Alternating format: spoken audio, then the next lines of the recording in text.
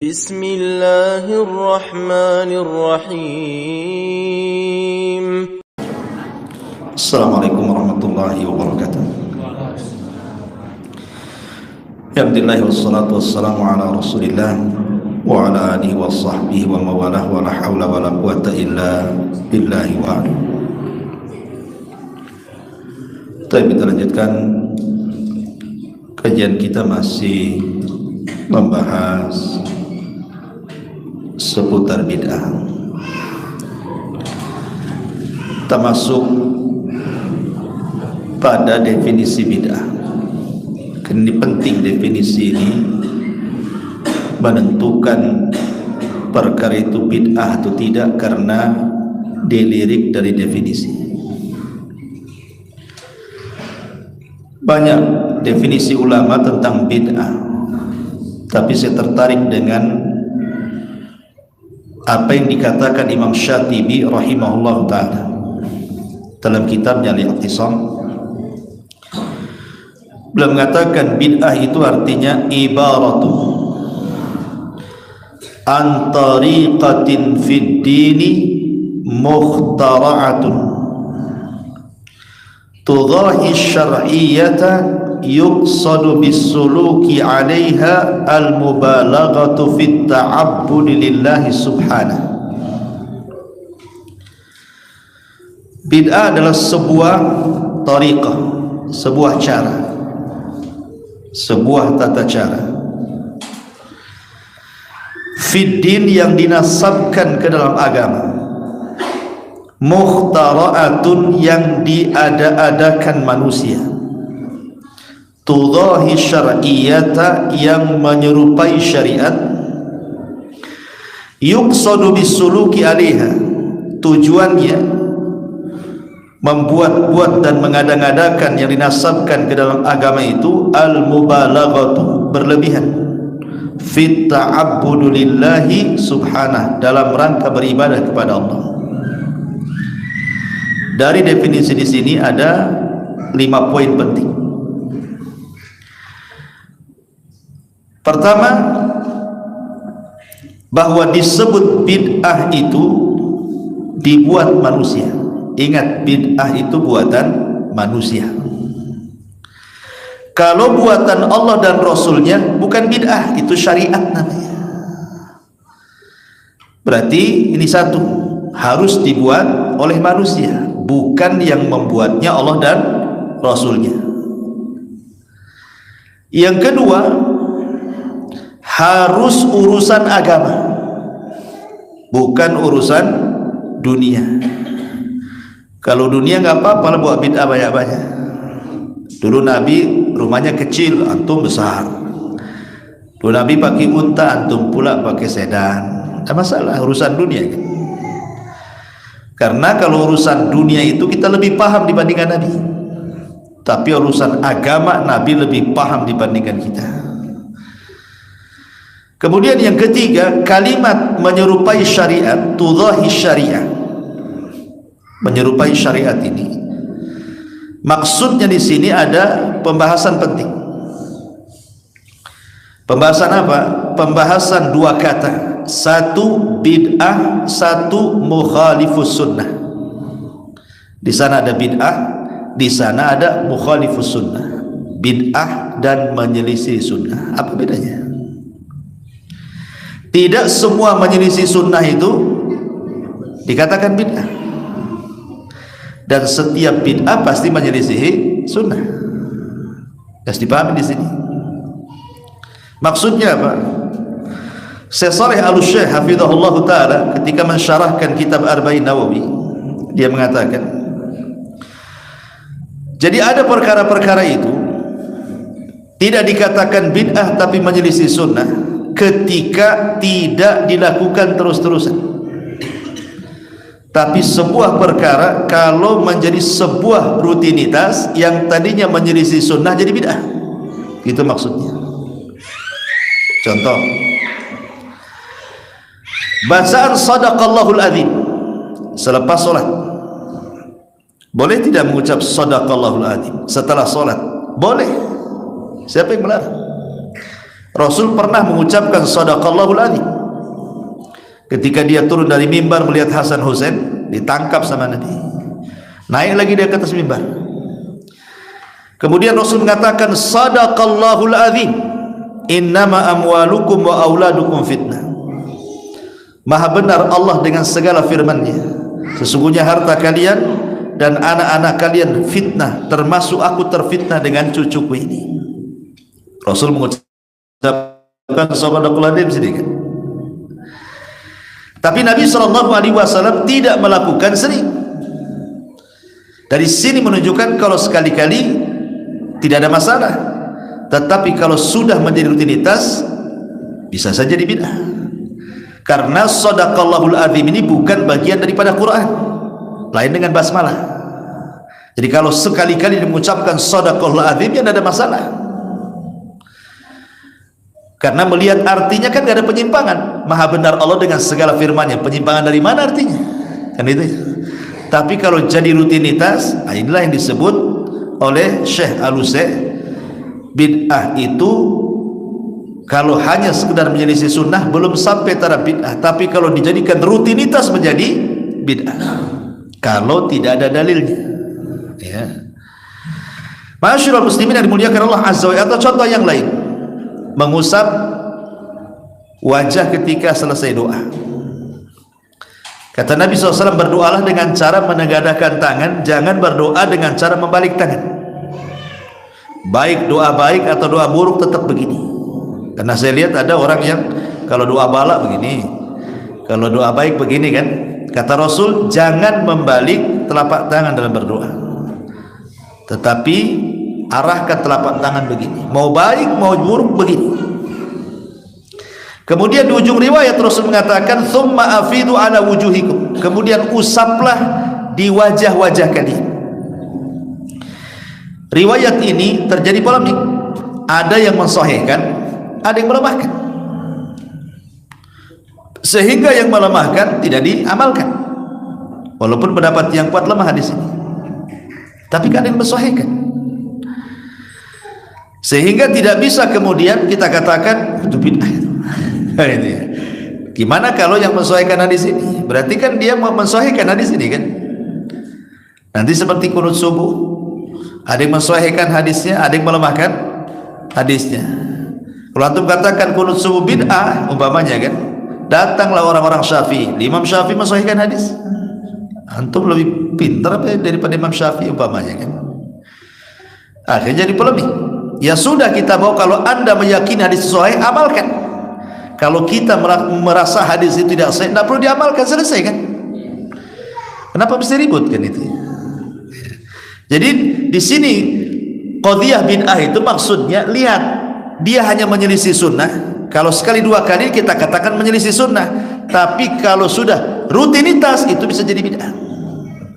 Ini yang ketiga. Yang keempat, berlebihan dalam menjalankan ibadah keluar dari contoh. Dan yang terakhir, bahwa ikhlas saja tidak cukup. Kan definisinya kan berlebihan, dia melakukan itu dalam rangka berlebihan, berarti di sini ada keikhlasan. Tetapi dalam ibadah ini tidak cukup ikhlas, di sana ada ittiba, mencontoh. Ini dari definisi. Baik. Masyaallah muslimin yang dimuliakan Allah Azza wa Jalla. Tetapi harus dipahami bahwa ada sunnah-sunnah itu yang sudah dilupakan manusia, sehingga orang tidak kenal lagi. Ketika ada orang menghidupkan, orang jadi aneh. Menghidupkan sunnah yang ditinggalkan manusia bukan bid'ah. Contoh umpamanya, di zaman para sahabat, kalau mereka kumpul ketemu gitu ya, entah di warung kopi, di sini kalau pagi-pagi kan ngopi gitu kan. Mereka kalau kumpul kemudian berpisah, selain membaca doa kafaratul majlis subhanakallah bihamdika itu, maka mereka selalu membaca surah Al-Asr. Tunggu dulu, jangan bubar, saya bacakan dulu ayat Al-Quran. A'udzubillahi minasyaitonirrajim, bismillahirrahmanirrahim. Wal asri innal insana lafi khusrin illa alladhina amanu wa amilus salihat wa tawassaw bil haqq wa tawassaw bil bubar. Begitu sahabat kalau ketemu. Karena antum tidak pernah dengar kan? Tiba-tiba ada yang mengamalkannya, bid'ah ini. Antum yang nggak tahu itu riwayatnya kan itu, sehingga main bid'ah saja. Itu sunnah mahjurah namanya, sunnah yang ditinggalkan. Atau duduk ik'a dalam sujud, di antara dua sujud ada duduk ik'a namanya kan, menegakkan kaki seperti ini di antara dua sujud tuh. Mungkin di masyarakat awam tuh duduk apa tuh, ini sholat apa lagi, bid'ah katanya kan itu ya, karena tidak pernah dikenal kan, baru dikenalkan sekarang. Artinya ketika menghidupkan sunnah yang tidak pernah dilakukan orang, kemudian dihidupkan, menghidupkannya bukan bid'ah, karena ini sudah ada sunnahnya, cuma manusia tidak tahu saja. Nah, ini juga harus dipahami ya, dan itu paling banyak sunnah-sunnah yang ditinggalkan di masyarakat itu. Kemudian pembahasan selanjutnya adalah apa bedanya bid'ah dengan maksiat. Apa bedanya bid'ah dengan maksiat? Setiap bid'ah pasti maksiat, tapi tidak setiap maksiat dia bid'ah. Ingat ya, setiap bid'ah itu maksiat, tapi bukan setiap maksiat bid'ah. Contoh, ada orang nyolong ayam, kita katakan ahli bid'ah. Itu ahli bid'ah, kenapa? Nyolong ayam, enggak kan? Ya.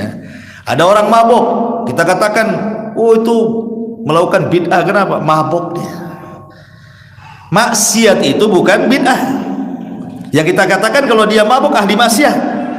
Oh ya, kalau mencuri ya ahli maksiat, bukan ahli bid'ah. Nggak ada urusan maksiat dengan bid'ah. Tapi setiap bid'ah dia maksiat.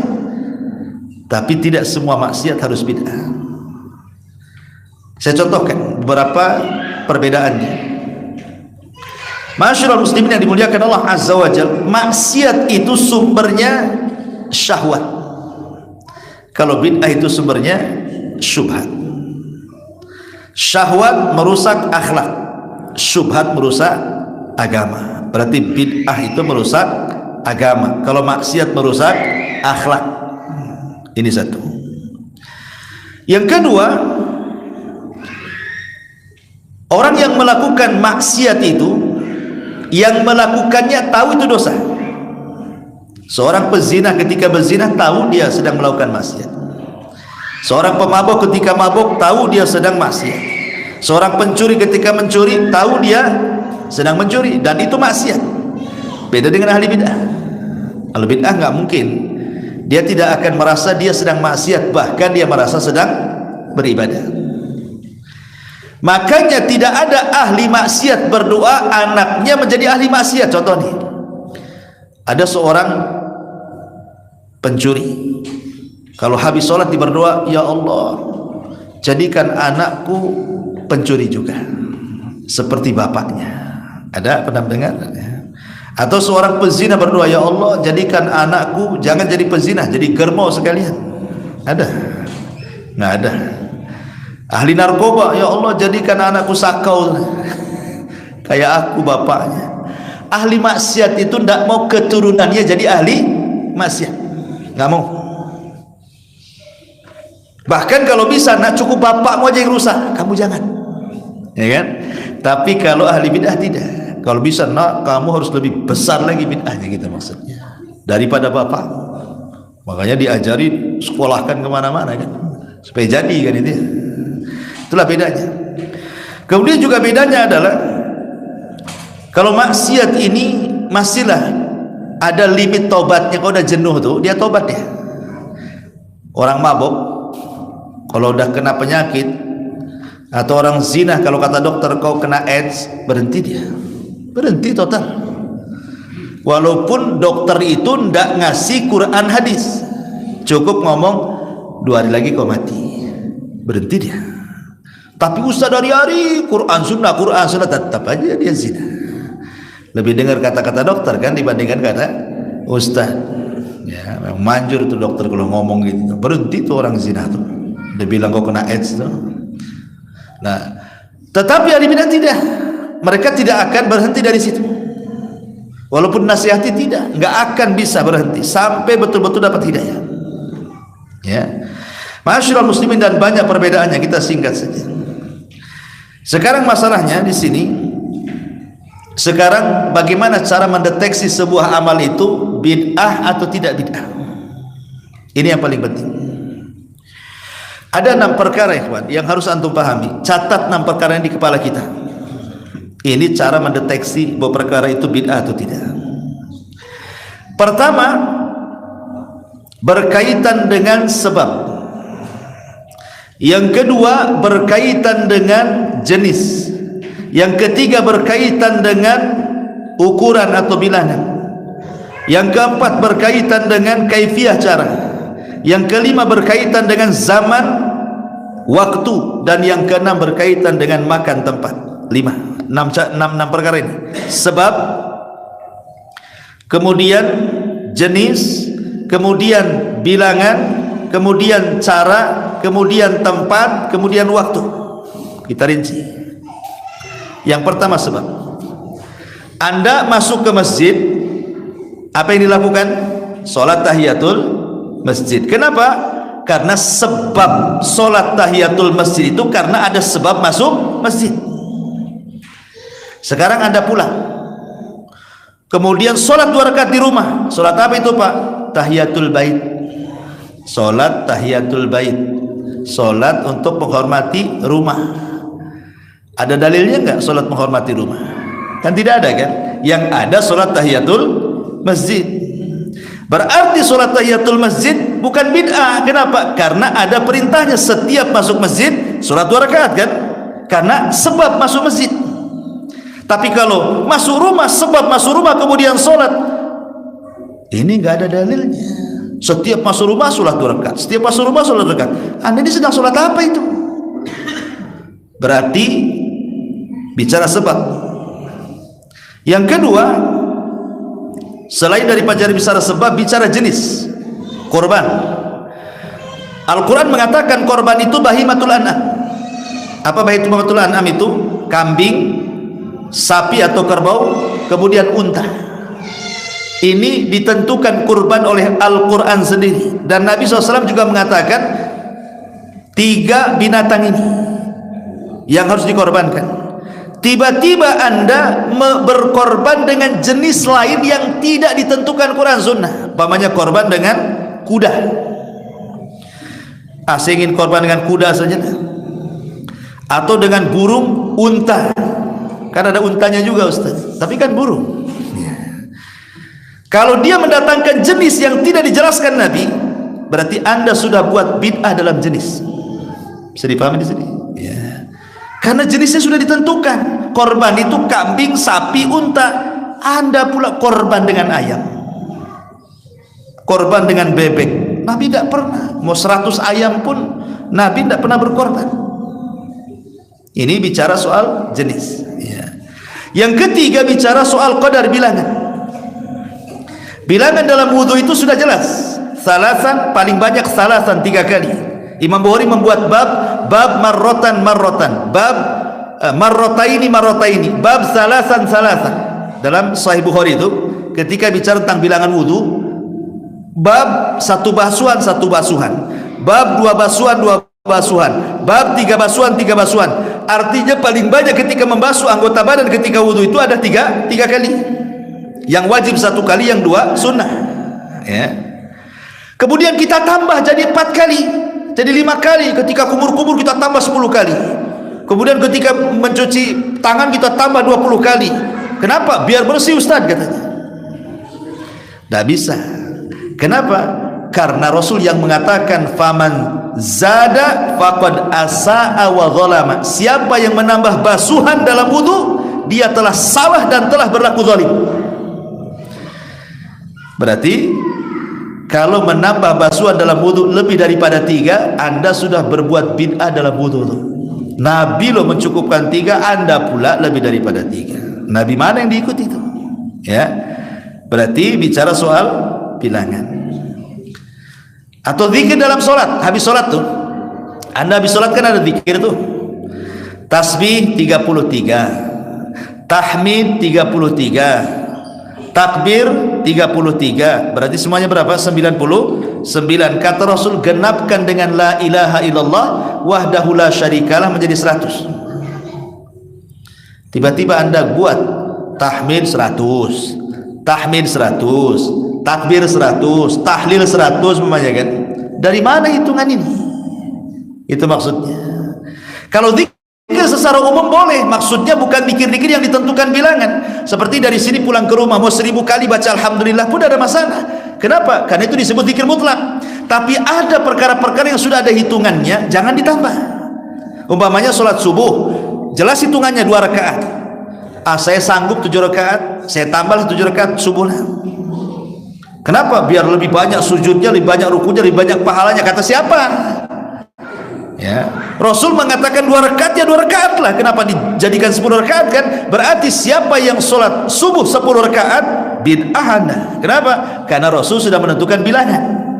Jangan dibuat bilangan baru. Ini yang ketiga. Yang keempat, kaifiyah cara. Sholat tadi kan takbiratul ihram dulu kan, Allahu Akbar, iftitah, Fatihah, surat, ruku, i'tidal, sujud, terakhir tasahud. Antum tidak mau dari awal, antum mulai dari tasahud, dibalik sholatnya, salam dulu terus tasahud, kemudian berdiri, kemudian terakhirnya takbiratul ihram, kemudian salam, dibalik. Ya, itu sholat apa itu?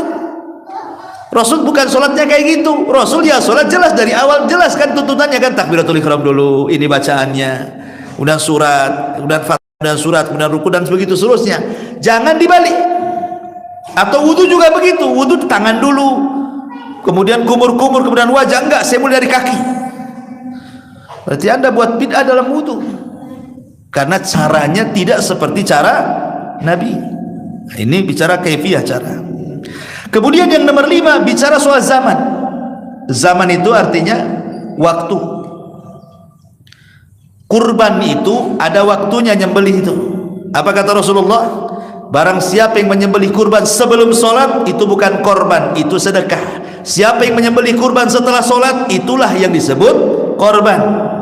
Artinya kalau kita menyembelih kurban sebelum sholat, berarti Anda sudah buat bid'ah dalam kurban. Kenapa? Karena kurban itu dilakukan setelah sholat. Jangan diganti tukar ininya, waktunya. Nah, jadi atau banyak soal waktu ini banyak gitu, dioper sholat maghrib di sholat subuh, subuh di sholat asar, dioper-oper tuh waktunya. Anda sedang buat bid'ah dalam waktu ini. Ya. Ini yang kelima. Yang keenam, tempat. Contoh tempat, ada ibadah yang ditentukan tempatnya, kayak haji kan ditentukan tempatnya tuh. Haji itu ditentukan tempatnya. Di mana? Di Mekah. Kadang sudah selamatan di kampung, tahu-tahu ada masalah dengan visanya, malu kalau bilang gagal. Akhirnya ketika jemaah haji berangkat ke Mekah, dia juga berangkat ke Jakarta, nginep di hotel berbulan-bulan. Orang tawaf di Mekah, dia pula tawaf di Monas. Orang sa'i antara Safa Marwah, dia pula Jabotabek. Kemudian terakhir ke Tanah Abang, belilah jubah macam-macam, pulang haji Tanah Abang. Sah hajinya? Tidak ada buat haji, bid'ah haji namanya. Haji yang ke Mekah, masa haji ke Jakarta. Ya. Itikaf jelas di masjid, wa antum akifuna fil masajid. Itikaf di masjid kalau Ramadan. Itikaf pula antum di kamar, antum lagi kelonan ke itikaf di kamar itu. Nggak sah itikaf di kamar. Itikaf di masjid, ada tempatnya. Berarti kalau antum itikaf di kamar di rumah, berarti bid'ah dalam itikaf namanya. Ya, jadi mendeteksi bid'ah itu karena 6 perkara ini. Lihat, ibadah itu ada sebab yang dicontohkan atau tidak? Satu. Yang kedua, ibadah itu ada jenis yang dicontohkan atau tidak? Yang ketiga, ibadah itu ada bilangan yang dicontohkan atau tidak? Yang keempat, ibadah itu ditentukan tempatnya, kemudian waktunya, kemudian caranya. Kalau memang ada semua contohnya, itu ibadah namanya. Kalau tidak ada contohnya, itulah bid'ah. Itu selesai. Ini mudahnya seperti itu. Baik. Apakah setiap pelaku bid'ah itu di neraka? Di neraka ini. Kenapa? Buat bid'ah. Sampai ada orang tuanya dibilang di neraka itu. Kenapa? Orang tua sih buat bid'ah. Hati-hati, jangan memain-mainkan kalimat neraka. Pada setiap pelaku bid'ah kita katakan di neraka, di neraka. Emang antum yang punya neraka? Ulama terdiri dari 3 pendapat. Apakah setiap pelaku bid'ah itu di neraka? Pendapat pertama, ini pendapat yang paling ekstrim. setiap pelaku bid'ah pasti di neraka, wajib masuk neraka, kekal lagi di neraka. Ekstrim nih pendapat pertama nih. Ini pendapatnya kelompok sesat, namanya Khawarij dan Mu'tazilah. Khawarij mengatakan para pelaku dosa besar termasuk bid'ah masuk neraka dan gak akan keluar dari neraka. Itu Khawarij, bahaya ya kan. Setiap bid'ah pasti masuk neraka. Makanya kalau kita sedikit-sedikit di neraka itu Khawarij lah itu. Yang kedua, lihat bid'ahnya. Kalau bid'ahnya soal akidah, neraka. Kalau bid'ahnya soal ibadah, tidak neraka. Ini pendapat ahli filsafat, pendapat ahli kalam. Ini juga pendapat tidak benar. Tapi pendapat ahli sunnah wal jamaah, lihat bid'ah itu ada dua. Ada yang sampai taraf kufur, bisa kufur orang, seperti bid'ah Jahmiyah tadi, mengingkari sifat nama Allah gitu ya. Atau bid'ahnya orang-orang Syiah dengan mengkafirkan para sahabat dan begitu seterusnya. Kalau sampai taraf kufur, ya di neraka. Namanya kekufuran di neraka lah kan itu. Tapi kan tidak semua bid'ah itu sampai taraf kufur. Ada yang di bawah itu fasik saja. Ya, fasik pun bertingkat-tingkat gitu ya. Maka kalau bid'ahnya taraf sampai fasik, tidak sampai kufur, itu di bawah kehendak Allah. Kalau Allah mau, Allah ampuni, Allah masukkan ke sorga. Kalau Allah mau bersihkan neraka, Allah masukkan ke sorga. Berarti tidak semua bid'ah itu di neraka. Ada yang diampuni kalau tarafnya masih fasik, tidak sampai kafir gitu maksudnya. Nah, ini juga harus paham bahwa tidak semua bid'ah itu di neraka. Lihat bid'ahnya sampai kafir atau tidak. Kalau kafir jelas di neraka. Kalau tidak kafir hanya fasik saja, ya kembali kepada tahta masyiatillah, kembali kepada kehendak Allah Subhanahu wa ta'ala. Lalu kapan bid'ah itu kalau dilakukan dikatakan kafir pelakunya? Bagaimana caranya kita tahu bahwa bid'ah itu sampai ke tahap kafir sehingga kita katakan di neraka gitu ya? Ada 3 perkara. Orang itu kalau melakukan bid'ah sampai taraf kafir. 1, ya, dia melakukan bid'ah di mana bid'ahnya itu betul-betul dilakukan atau diyakini akan sesuatu yang sudah jelas-jelas dalam agama, dia ingkari. Contoh wajibnya sholat 5 waktu. Ini kan sholat 5 waktu kan sudah jelas itu, ngapain ditanya lagi? Dia ingkari pula. Puasa Ramadan sudah jelas, puasa Ramadan dia ingkari pula. Kemudian haji sudah jelas, dia ingkari juga. Mengingkari sesuatu yang sudah jelas kafir, ya. Mengingkari sesuatu yang sudah jelas kafir dia. Mengingkari sholat, mengingkari puasa, mengingkari haji, mengingkari zakat, kafir. Makanya di zaman Abu Bakar ada orang yang mengingkari zakat, diperangi sama Abu Bakar karena mereka dianggap murtad. Ini satu. Yang kedua, menghalalkan yang haram dan menghalalkan yang haram, ataupun sebaliknya, mengharamkan yang halal, mengharamkan yang halal atau menghalalkan yang haram. Contoh mamanya kan, bisa contohkan, kamu mau mabuk nggak? Kasihlah bir. Kemudian dia jawab, enggak, saya enggak mabuk. Tapi kalau engkau mau mabuk silahkan, boleh-boleh saja. Nah, ini hati-hati bahasa seperti ini. Kalimat boleh-boleh saja ini soalnya menghalalkan yang haram. Jangan diucap kalimat itu. Mabuk enggak kamu? Nih saya punya kasbat, punya apa nih? Ambil minum. Oh enggak, saya enggak minum. Tapi kalau kau mau minum silahkan saja, boleh. Nah, berarti dia membolehkan yang diharamkan. Walaupun dia tidak minum, tapi kalau dia menghalalkan yang diharamkan Allah, kafir dia. Ya. Walaupun orang satunya minum, tapi tetap dia katakan ini haram, cuman enak aja, nggak kafir, karena tidak sampai mengingkari keharamannya. Maka menghalalkan, meyakini mengharamkan yang dihalalkan Allah atau sebaliknya, ini hati-hati, bisa kafir. Atau yang ketiga, sesuatu yang dibersihkan dari Allah, sesuatu yang dibersihkan dari Allah, dari nama dan sifatnya, kemudian kita kotori, seperti menyerupakan Allah dengan makhluk, ya kan? Ataupun akidahnya orang-orang Jahmiyah mengingkari nama dan sifat bagi Allah, ini kafir. Makanya tidak ada satupun ulama yang mengatakan Jahmiyah itu bagian dari Islam. Imam Ibnul Qayyim sampai menulis kitab Nuniyah, 500 lebih para ulama di zamannya mengkafirkan Jahmiyah karena mengingkari nama dan sifat bagi Allah. Ini 3 perkara inilah kalau bid'ah sudah ada 3 perkara berarti tarafnya kufur. Tapi kalau tidak seperti itu, tidak kufur, hanya fasik saja. Ya. Baik. Kemudian sekarang masalahnya yang jadi polemik di masyarakat itu, kan ada hadis Nabi yang mengatakan, dan sering kadang-kadang ustaz-ustaz terlontarkan kalimat fa inna kulla bid'atin dhalalah, setiap bid'ah itu sesat. Pertanyaannya, apa memang setiap bid'ah itu sesat? Ataukah di sana ada bid'ah hasanah? Ma'asyiral muslimin yang dimuliakan Allah Azza wa Jalla, para ulama ada yang mengambil nas daripada hadis setiap bid'ah sesat. Ya sesat. Itu ada satu ulama mengatakan seperti itu. Di antaranya siapa? Di antaranya Imam Al-Khattabi, Imam Ibnul Arabi, Imam Ahmad Ibn Hanbal, Imam Ibn Taimiyah, Imam Ibn Katsir. Mereka mengatakan, dan juga Imam Ibn Rajab dan yang lainnya mengatakan bid'ah itu cuma satu kata, sesat. Ini satu pendapat. Pendapat yang kedua, oh tidak, bid'ah itu bukan dolalah. Tidak semua bid'ah itu dolalah, sesat. Tapi bid'ah itu terbagi 2. Ada namanya bid'ah hasanah, ada namanya bid'ah dolalah. Ada bid'ah sesat, ada bid'ah terpuji. Bid'ah tercela, ada bid'ah yang baik.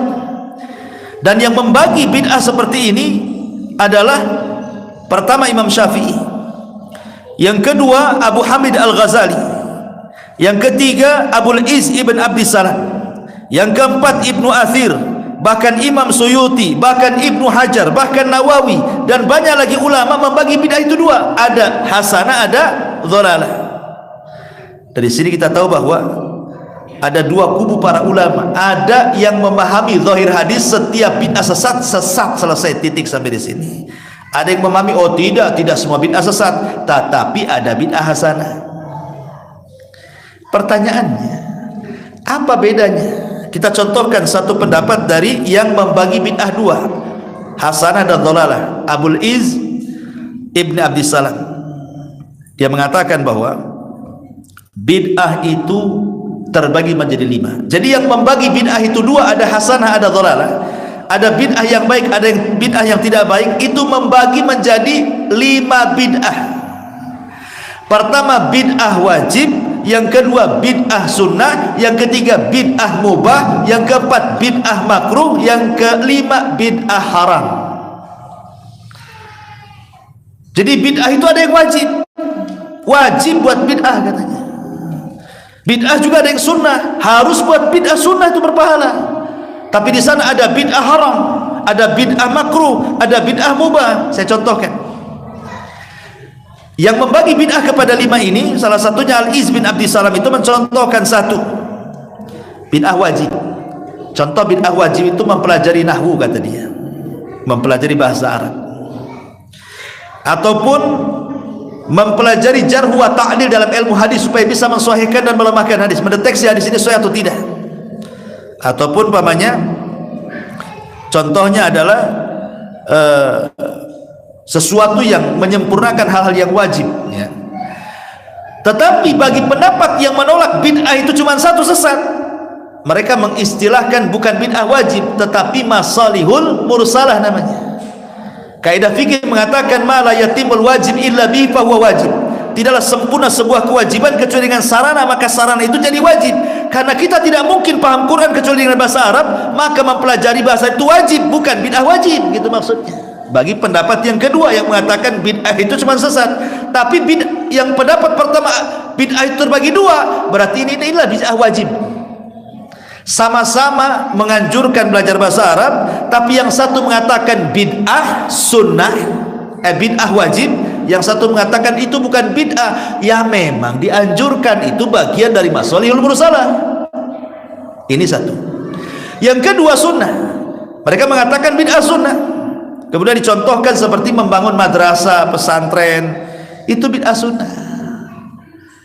Yang membagi bid'ah itu kepada dua mengatakan ini bid'ah sunnah. Tapi yang tidak membagi bid'ah cuma satu sesat, ini bukan bid'ah, tapi ini memang disunahkan. Karena Rasul yang mengatakan man sanna sunnatan hasanah falahu ajru wa ajru man amila ba'dahu la yanqusu min ujurim syai'a. Barang siapa yang berikan contoh yang baik, sunnah yang baik, ini sunnah baik, bukan bid'ah sunnah katanya.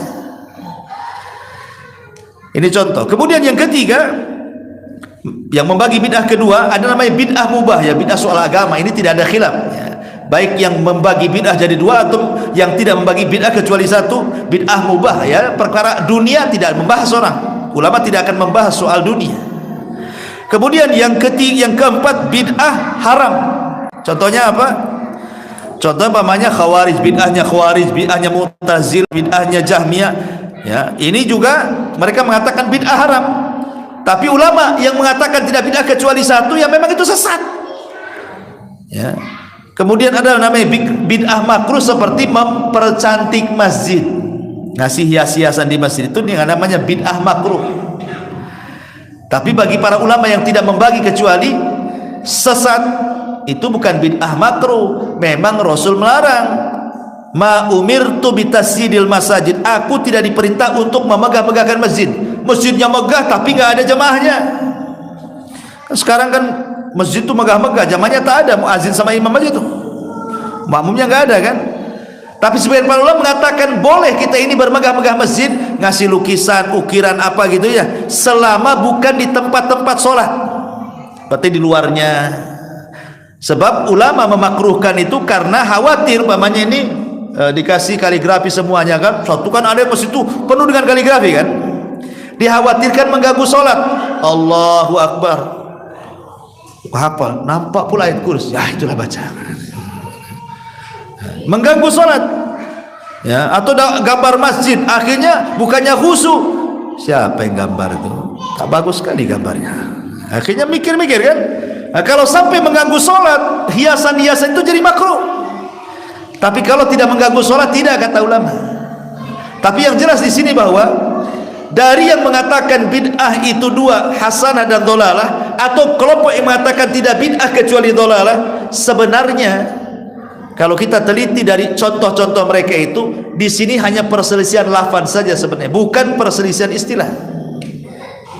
Dua-duanya pun tidak suka dengan bid'ah sebenarnya, cuman ada pembagian bagi mereka, dirinci, yang satu tidak mau merinci, ya. Masyaallah muslimin yang dimuliakan Allah Azza wa Jalla. Kemudian yang perlu diketahui juga dalam masalah ini, apakah semua bid'ah itu di neraka? Tadi sudah kita jelaskan. Tetapi yang perlu diketahui, tetap kepada hadis Nabi sallallahu alaihi wasallam, la'anallah man awa muhditsah. Allah melaknat orang yang melindungi muhditsah. Ada yang mengatakan muhditsah ini orang jahat, ada yang mengatakan ahli bid'ah. Kemudian juga Rasulullah SAW pernah mengatakan ketika bercerita di telaga, ada orang-orang yang diusir dari telaga. Kemudian Rasul mengatakan, itu umatku ya Rabb. Maka Allah mengatakan, biarkan mereka pergi, mereka adalah umat yang sudah mengganti-ganti sunnah dan syariat. Ulama mengatakan yang diusir dari telaga itu ahli bid'ah, ya. Lah dari sini ma'asyiral muslimin yang dimuliakan Allah Azza wa Jalla, jadi ada rincian-rincian yang perlu dipahami, bahwa qadiyah ataupun perkara bid'ah itu kembali kepada iltizam atau tidak iltizam. Jangan disangka perkara itu bid'ah ternyata tidak bid'ah. Karena begini, terkadang ulama ini berselisih pendapat, yang satu mengatakan bid'ah, yang satu mengatakan sunnah. Itu masalahnya, ya. Seperti contohnya kunut subuh, Imam Ahmad mengatakan bid'ah kunut subuh itu. Kenapa? Hadisnya lemah. Imam Syafi'i mengatakan itu sunnah, hadisnya sahih, kan? Kita tidak bisa mengatakan ini bid'ah, rupanya di sana mengatakan sunnah. Jangankan itu, Syekh bin Baz dan Syekh Albani umpamanya kan. Syekh bin Baz mengatakan kalau habis ruku letakkan tangan di sini, ya. Syekh Albani mengatakan tidak, harus gini. Kata Syekh Albani bid'ah itu yang begini. Yang begini bilang, yang begini itu bid'ah kan. Pada satu kan itu kan bingung kan ya. Ya sudah, mana yang cocok kan, itu yang sesuai dengan keyakinan kan. Salat tasbih. Salat tasbih Imam As-Sun'ani mengatakan bid'ah. Syekh Albani mengatakan sunnah karena hasan hadisnya. Salat tasbih.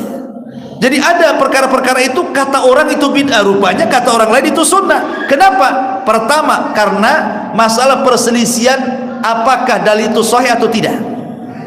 Ketika ada yang mensahihkan dan ada yang melemahkan, terjadi silang pendapat. Yang ini mengatakan sunnah, yang ini mengatakan bid'ah. Atau terjadi pemahaman. Hadisnya sahih, tapi pemahaman yang berbeda. Contoh nih, pemahaman yang berbeda. Nabi SAW suatu ketika ke kuburan, kemudian mendengar ada 2 kuburan sedang diadzab. Maka Rasul mengambil pelepah kurma yang masih basah, kemudian dipangkas jadi 2, kemudian diletakkan satu di kuburannya ini, yang satu di kuburannya ini. Kemudian Rasul mengatakan, mudah-mudahan dengan 2 pelepah kurma yang saya tancapkan ini, selama dia belum kering, bisa meringankan azab.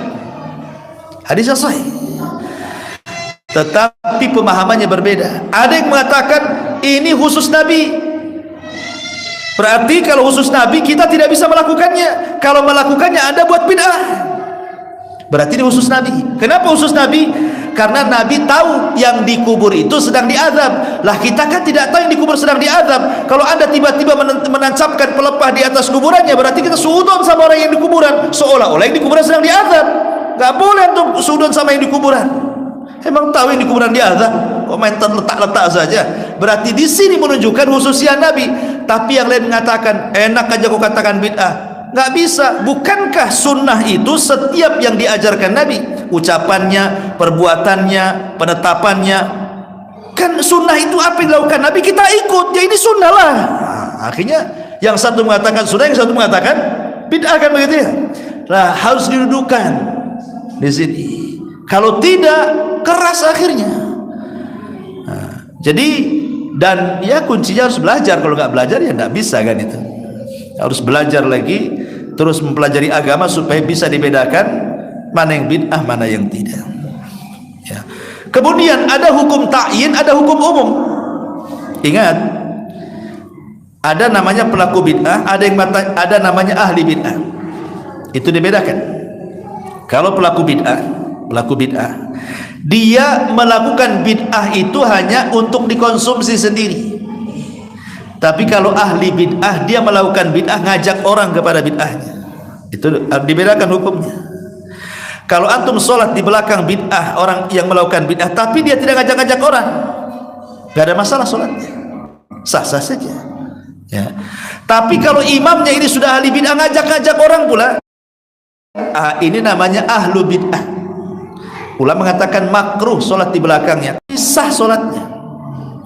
Tapi kalau seandainya pelaku bid'ah sampai kepada taraf kafir, berarti kita tidak sholat di belakangnya. Masa nggak mungkin kita sholat di belakang orang kafir, ya kan? Nah, itu rincian-rincian seperti ini juga dibahas oleh para ulama. Wallahu a'lam. Ini hanya gambaran soal bid'ah. Taib. Kemudian pembahasan selanjutnya sedikit kita tambah, bicara soal kecintaan kepada Nabi, karena lawan daripada bid'ah itu sunnah. Jangan sampai kita mengaku ahli sunnah tetapi kita tidak cinta kepada sunnah atau tidak cinta kepada Nabi SAW. Maka poin-poinnya, orang dikatakan cinta kepada Nabi SAW secara singkat karena waktu juga. Pertama, dia harus menjadikan Rasul sebagai masdar setelah Quran. Kalau kita beragama berarti menjadikan Al-Quran, setelah itu baru hadis Nabi. Kemudian yang kedua, dia harus menjadikan seluruh sabda Rasul itu hukum bagi kehidupannya. Kata Allah yang mengatakan, "Idza tanazza'tum fi syai'in farudduhu ila Allah war Rasul." Kalau kalian berselisih dengan sesuatu masalah apapun, kembalikan kepada Allah dan Rasulnya. Jangan dikembalikan kepada adat, kepada perasaan, kepada ini itu. Kembalikan kepada Allah dan Rasulnya, karena itu solusi apapun masalahnya. Kemudian yang ketiga, jangan sampai kita ini mendahului perkataan Allah dan Rasulnya dengan mendahulukan akal kita dan mengatakan, ini hadis ini nggak benar, nggak masuk di akal nih. Contoh apa kan? Hadis tentang lalat. Rasul mengatakan apabila kita sedang mau minum kopi nih, ini kopi umpamanya ya, mau minum nih, lalat cemplung pula ke kopi, lalat tuh. Apa kata Rasul? Benamkan sekali ke kopi lalatnya. Ya, karena biasanya lalat itu dia kalau jatuh ke minuman dia akan miring. Sayap kanannya ke atas, sayap kirinya ke bawah. Dia tidak mungkin sayap-sayapnya dua-duanya nyemplung di air itu. Perhatikan kalau lalat. Antum ahli lalatnya. Pokoknya kalau lalat itu pasti dia miring ke atas sama ke bawah itu. Yang satunya nyentuh air, yang satunya ke atas. Yang nyentuh itu dia sedang menyebarkan penyakit. Yang nyentuh itu sedang menyebarkan penyakit. Adapun sayap yang satunya itu penawarnya, makanya dia ke atas kan begini sayap itu. Makanya supaya sayap penawarnya itu menawarkan kopi yang sudah dibumbui racun, dibenamkan kata Rasulullah, benamkan lalat itu. Kemudian ambil, boleh kau minum lagi kopi itu karena sudah tawar. Ada orang yang mengatakan ini hadis nggak benar, ini lalat loh nggak ada hidup di bunga, yang hidup di bunga itu tawon, madu gitu. Lalat itu rata-rata tong sampah, ya kan? Ada sampah, ada lalat di situ. Nggak ada sampah, ada tawon, nggak ada. Tawon itu di bunga-bunga. Mana binatang hidup di sampah kok bisa ada penawarnya, racun semua lah. Akhirnya ditolak hadis ini gara-gara otaknya nggak masuk ya. Tapi setelah datang penelitian, dokter-dokter kan meneliti tentang masalah hadis lalat ini, rupanya baru tersingkap bahwa memang di satu sayap lalat itu ada penyakit, di sayap satu ada penawarnya. Dari sini kata ulama kesehatan bahwa terkadang penyakit itu obatnya tidak jauh-jauh dari situ katanya. Contoh durian, habis makan durian ambil cangkangnya, kasih airnya, diminum, di situ pula penawarnya, nggak jauh-jauh kan. Bukan antum makan durian kemudian untuk minumnya batok kelapa kan, itu jauh kali, manjat kali, jauh-jauh kan. Ya di situ juga, di durian juga itu obatnya di situ ya, kan nggak jauh-jauh dari situ. Ataupun orang kena patuk ular, obatnya bisa ular juga. Orang kena corona, vaksinnya dari corona juga kan, itu ya dari situ-situ memang ya kan. Jadi bukan berarti ketika setiap nas itu nggak masuk di akal kita bantah, nggak gitu. Kadang ada perkara-perkara itu yang kita tahu hikmahnya atau yang tidak tahu hikmahnya. Selama hadis ini sahih, maka kita katakan sami'na wa ata'na. Tidak perlu ditentang akal kita. Akal kita terbatas. Kita tidak tahu satu jengkal di atas tanah aja kita tidak tahu ada cacing atau enggaknya. Kok mau membantah wahyu pula dengan logika dia yang terbatas itu? Maka jangan mendahulukan sesuatu dengan akal kita, sebab tidak semua agama itu bisa diakal-akali. Contoh umpamanya Anda wudu tiba-tiba kentut, yang salah siapa? Yang salah itu pantatnya. Kenapa yang dibasuh kemudian mulutnya? Kan Anda bukan tidak sedang sendawa dari bawah ya kan. Harusnya kan kalau logika harusnya ya pantatnya itu yang dibasuh, tapi yang buat salah nggak dibasuh, yang tak kentut pula dibasuh semua, tangan dibasuh, muka dibasuh, semua dibasuh kan gitu ya. Yang salah siapa, yang dibasuh yang mana? Itu menunjukkan bahwa agama ini bukan akal-akalan. Agama itu perintah. Umpamanya kita ada sunnah namanya masul khufain.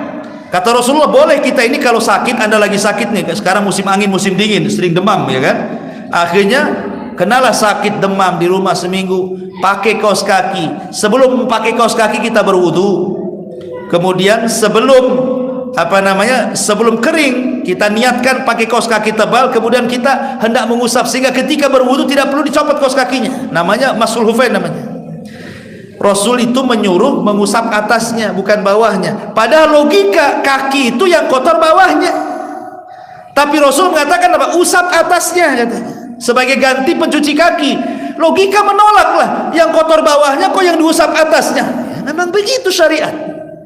Kalau semua diakal-akali banyak hadis yang ditolak nantinya. Maka dari sini menunjukkan jangan pernah mendahulukan akal daripada nas Al-Quran dan sunnah Nabi. Pokoknya masuk di akal tidak, sami'na wa ata'na. Kalau sudah Nabi yang ngomong, selesai. Karena dalam setiap perintah itu ada kebaikan, dalam setiap larangan itu ada keburukan. Nah, itu kaidahnya ya. Kemudian juga diantara kecintaan kepada sunnah atau kepada Nabi SAW ada dengan memperbanyak sholawat. Penting memperbanyak sholawat itu. Karena kalau kita mengucapkan Allahumma sholli ala Muhammad, itu Allah kirim satu malaikat, sholawat kita disampaikan, malaikat ini akan terbang ke kuburan Nabi. Maka dia akan masuk ke kuburan Nabi dan malaikat ini akan ngomong, ya Rasulullah, di antara umatmu ada yang bersolawat kepadamu, maka dia akan bersolawat kepada kita 10 kali. Maka jangan bakhil untuk bersolawat, itu bentuk cinta. Karena bersolawat itu artinya menyebut-nyebut orang yang dicintainya. Orang kalau cinta sama istri, istri terus yang disebut, ya kan? Orang itu kalau cinta pasti si dia saja yang disebut-sebut, si dia saja yang terbayang, si dia saja yang dilihat. Sehingga saking orang itu cinta dengan orang, terkadang pohon pisang kayak si dia, tiang listrik si dia lagi, nengok ayam loh kayak dia juga matanya katanya. Nah, itu ya. Seperti Laila Majnun. Pernah cerita Laila Majnun? Laila Majnun, Laila itu nama perempuannya, Majnun itu nama laki-lakinya. Laila itu bahasa Arab kita ini, bahasa Arabnya malam. Jadi si Majnun ini suatu ketika ngelamar Laila, ditolak sama keluarganya. Akhirnya dia kecewa, lari dia ke hutan sembunyi, menenangkan diri. Apabila datang malam senang dia, kenapa? Laila datang. Apabila datang siang tidak suka dia, karena bahasa Arabnya siang bukan Laila, nahar. Kalau malam lail katanya. Kalau datang malam, oh senang, datang lail gitu. Maksudnya Laila. Kalau siang nggak suka dia, karena bahasa Arabnya siang bukan lail tetapi nahar. Saking cintanya, sampai malam siang aja dibedakan sama dia, karena ditolak cintanya. Jadi dia lapar, ambil panah, ambil busur, dicarinya kijang. Nampaklah kijang, langsung melesat tanah, kena kakinya, jatuh pula kijang itu. Diambil pisau, hampir disembelih, ditatap mata kijang. Kok matanya macam Laila? Dilepas kijangnya. Disitulah disebut Majnun, gila. Laila Majnun, Majnun itu gila artinya. Cinta itu membuat gila, gitu maksudnya. Kalau seandainya ini cinta kepada istri atau yang lain kan sedemikian rupa, maka cinta kepada Rasul harus lebih, dengan cara terus menyebut-nyebut namanya kan begitu. Itulah bentuk cinta itu, maksudnya menyebut-nyebut namanya dengan bersolawat kepada Nabi SAW. Sama dengan antum kalau lagi safar punya anak kecil cinta, kalau nelpon istri mesti tanya anaknya kan, anak si anu mana, si anu mau ngomong, mesti itu ditanya anaknya, karena cinta dengan anaknya. Itu yang disebut tuh. Pada anaknya banyak loh, anaknya 10 loh, tapi yang satu sudah kuliah, yang satu sudah sekolah, yang kecil ini yang 3 tahun yang lucu asik itu aja ditanyakan ya, karena dia cinta dengan dia kan. Terkadang seperti itu ya. Jadi cinta itu dengan cara menyebut-nyebut, dan itu bentuk cinta kepada Nabi SAW. Ataupun dengan 4 kata. Pertama, tasdikuhu fima akhbar wa ta'atuhu fima amar. Pertama, membenarkan yang dihabarkan Nabi. Yang kedua, melaksanakan yang diperintahkan Nabi. Kemudian yang ketiga, menjauhi apa yang dilarang Nabi. Dan yang keempat, jangan beribadah kecuali atas syariat Nabi. Pertama, membenarkan yang dihabarkan Nabi. Nabi ini terkadang menghabarkan sesuatu dan masuk di akal. Contoh, nanti di akhir zaman akan ada dajjal, akan ada ini, akan ada macam-macam kan. Itu kan luar nalar kita kan. Benarkan karena Nabi yang ngomong ya. Kemudian menjalankan perintah. Sudahlah, perintah ini mau baik mau buruk, mau dipandang apa saja, kalau sudah datang dari Nabi laksanakan, pasti ada kebaikannya. Tidak mungkin tidak ada kebaikannya kalau itu perintah. Kalau itu bentuk larangan, tinggalkan, karena pasti ada kejelekannya. Dan jangan beribadah kecuali atas syariat Nabi SAW. Dan begitu seterusnya, masih banyak ya. Tapi sekali lagi inilah sedikit uraian persoalan bid'ah, mudah-mudahan bisa mencerahkan. Subhanallah bihamdika, asyhadu an la ilaha illa anta astaghfiruka wa atubu ilaik. Allahu ta'ala. Assalamualaikum warahmatullahi wabarakatuh.